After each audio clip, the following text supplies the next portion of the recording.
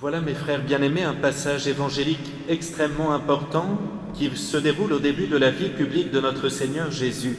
Souvenez-vous, il était parti 40 jours dans le désert, souffrant la faim, la soif, la fatigue, la chaleur du jour et le froid de la nuit. Il était parti 40 jours dans le désert pour mater la nature humaine, pour se préparer spirituellement, moralement et humainement au combat, particulièrement le combat des tentations.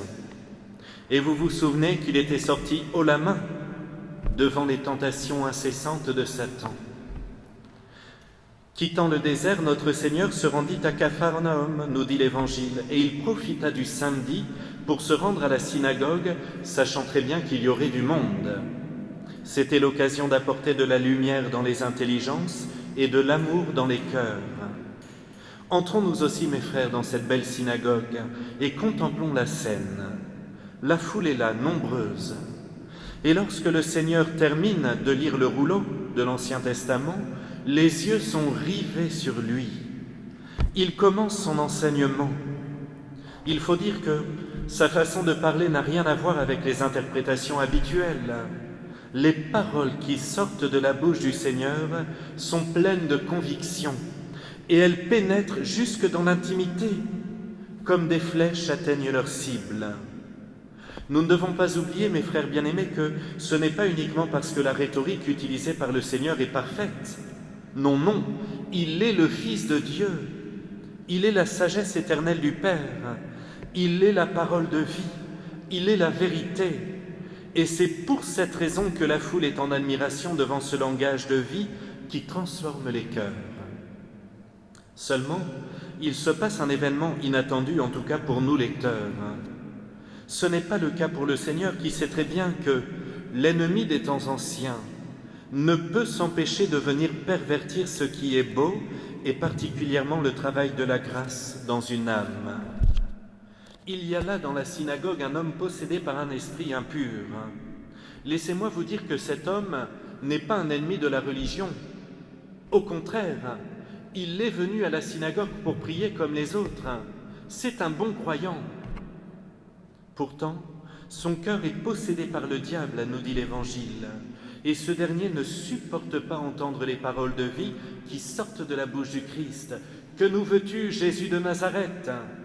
Es-tu venu pour nous perdre ?» Voyez tout de suite l'agressivité. Il a raison d'ailleurs de prophétiser cet esprit impur, car c'est bien contre le mal que le Seigneur est venu sur terre, pour nous sortir de ses griffes et de ses tentations malsaines qui viennent abîmer l'amour et l'unité entre les êtres. Alors c'est l'occasion pour nous, mes frères, d'analyser la façon d'agir du démon. Après avoir tenté à plusieurs reprises le Fils de Dieu dans le désert, il va tout faire pour que son enseignement ne soit pas proclamé.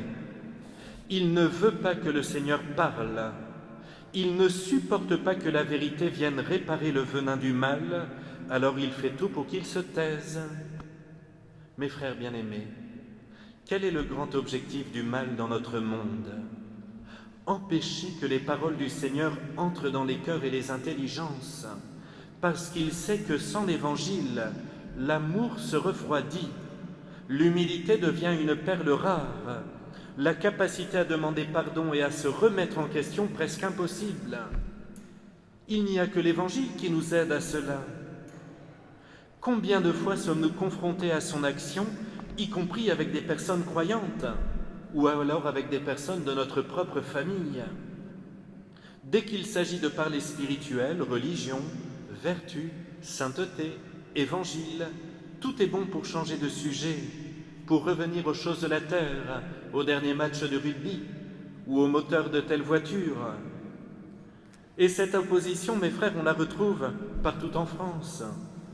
Notre pays éminemment chrétien, embelli pendant des siècles par la présence de l'Église et par l'enseignement du Christ, peuplé de saints et de saintes qui ont bouleversé la société, notre pays ne désire pas reconnaître ses racines chrétiennes.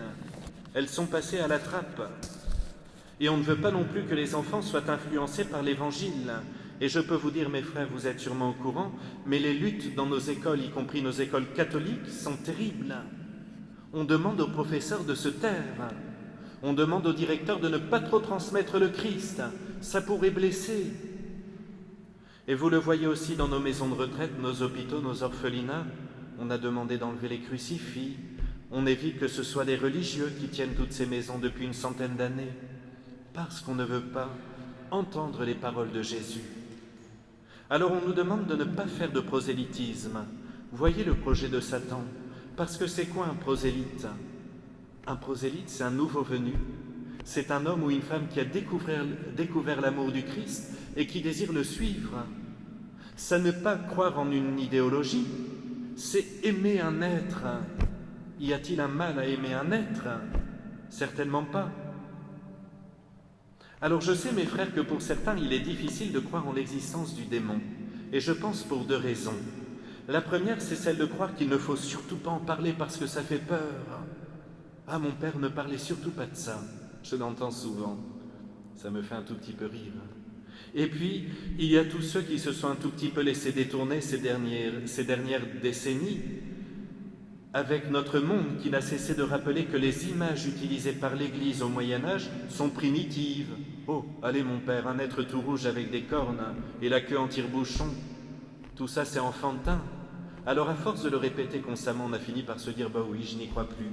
Alors il est vrai que les images utilisées par les croyants dans les siècles passés n'étaient pas toujours adaptées et qu'avec notre esprit rationaliste, elles sont devenues imbuvables.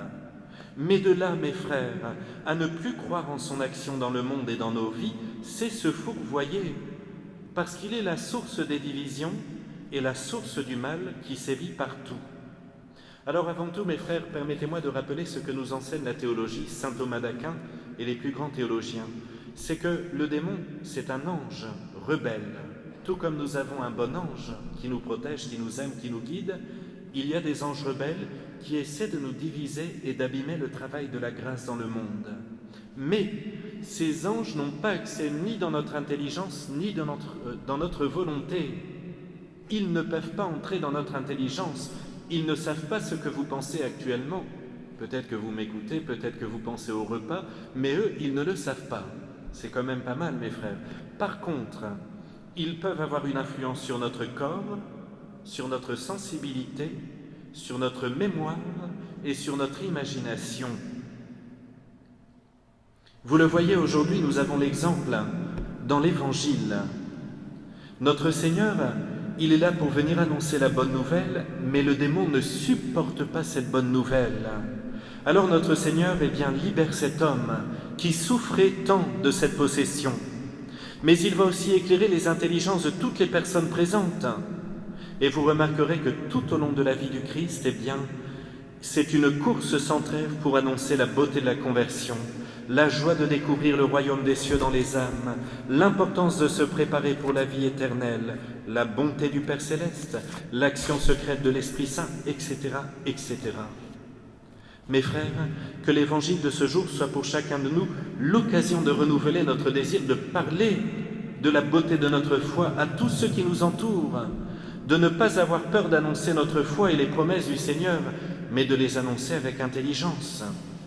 Et si jamais votre entourage change vite de sujet, oh, tu nous énerves avec ça. Souvenez-vous de nouveau qu'il y en a un qui n'aime pas ce que vous êtes en train de dire. Et c'est lui qui s'oppose à vous dans le secret.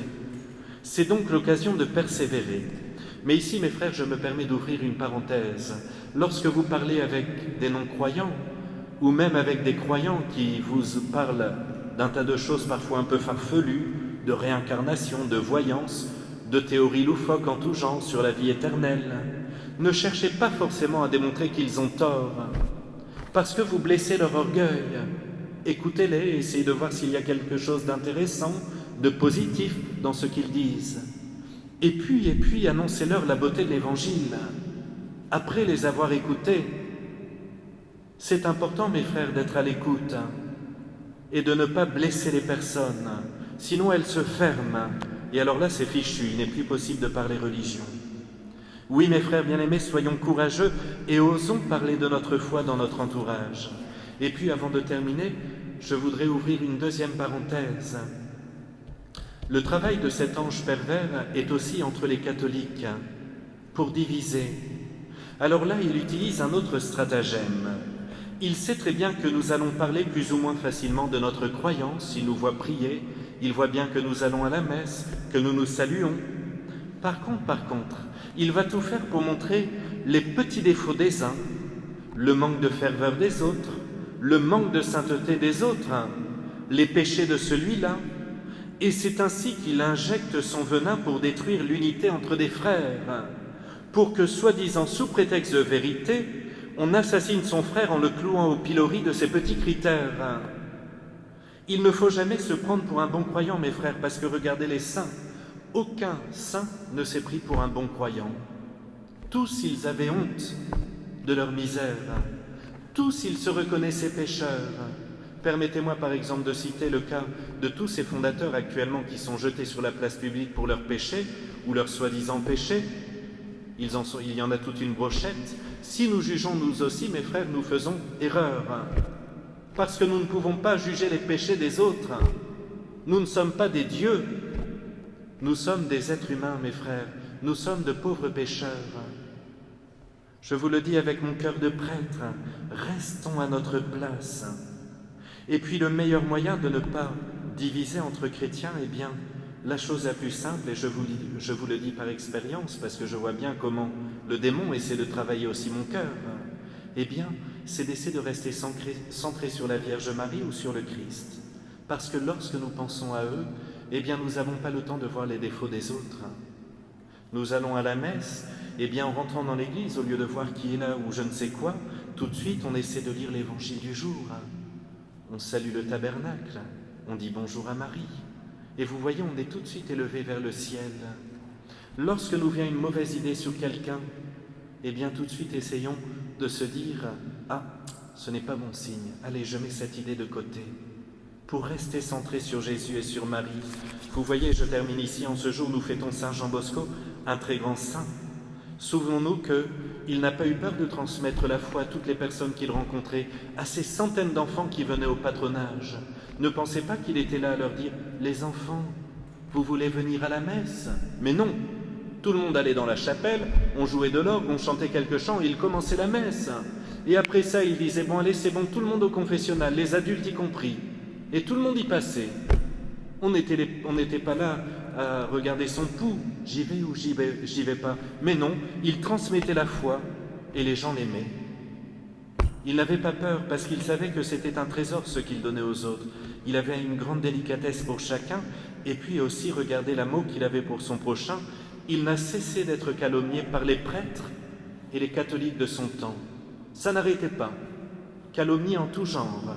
D'ailleurs, aujourd'hui, il n'aurait pas été canonisé, ça c'est certain. Eh bien, malgré ça, il n'avait aucune haine envers les autres, parce qu'il aimait le Christ, parce qu'il aimait Marie. Demandons la grâce, mes frères bien-aimés, de rendre toujours le bien pour le mal.